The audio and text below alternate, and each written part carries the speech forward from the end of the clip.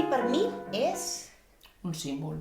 Jo crec que el vi és molt més que un producte d'ús quotidià, més o menys refinat, en funció del moment.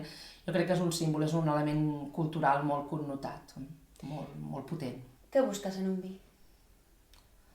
Depèn del moment, no? Pot ser un acte, la beguda del vi pot ser un acte merament sensorial, per tant busques un determinat sabor, una determinada aroma, però també és un element, jo diria que metafísic, no? És a dir, en un vi es pot buscar, depèn del moment, l'alegria, el consol, oblidar penes, no? Desllorigar la llengua, quan convé estar més desinhibit, depèn del moment sempre. Per tu, el millor maridatge és... La persona amb qui estàs. Jo crec que es parla molt de maridatges en el sentit de saber harmonitzar bé una determinada beguda, un determinat tipus de vi amb un determinat plat, però ja el mateix verb maridar significa doncs això, amollerar o casar-se amb.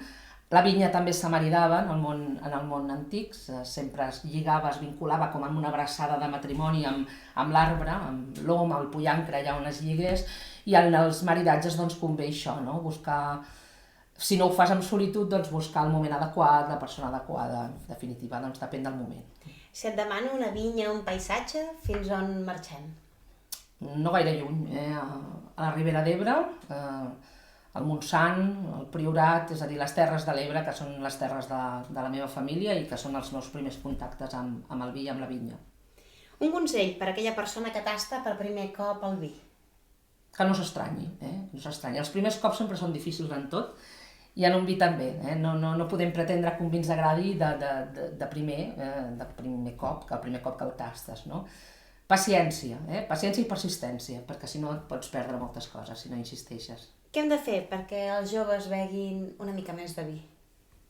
Saber vendre'l, però saber vendre'l no pas com un producte de consum i prou, sinó amb tot això que deia del símbol, no? Amb els valors afegits que pot comportar el fet mateix de prendre vi.